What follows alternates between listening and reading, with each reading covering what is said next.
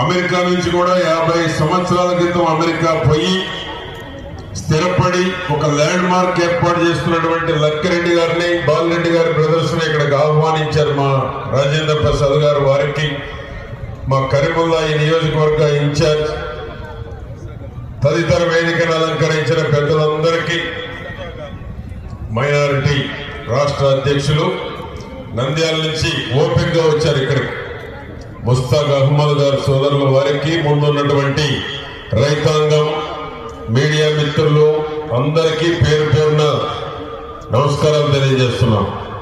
2014 ఎన్నికలకు ముందు ఎడ్ల బల ప్రదర్శనను బ్యాన్ చేస్తే చంద్రబాబు గారు ముఖ్యమంత్రి కాగానే ఆ బ్యాన్ లిఫ్ట్ చేసి కోర్టు ద్వారా 2014 నుంచి ఎడ్ల బల ప్రదర్శనలు తిరిగి పునః ప్రారంభించడం జరిగింది. దీనికి ప్రధాన కారణం తెలంగాణలో ఉన్న రెడ్డి గారు, ఇక్కడ సాంబశివరావు, అటువంటి పెద్దలందరూ, ఇక్కడ మేసాల కోటేశ్వరరావు, వీళ్ళందరూ కూడా ఎడ్ల బల ప్రదర్శన కోసం పట్టుబట్టి నేను వ్యవసాయ మంత్రిగా ఉన్నప్పుడు దీని మీద ప్రత్యేక దృష్టి పెట్టి తిరిగి పునః ప్రారంభించడం జరిగింది. రైతాంగానికి ఆసక్తి, రైతాంగానికి అత్యంత ఇష్టమైనటువంటిది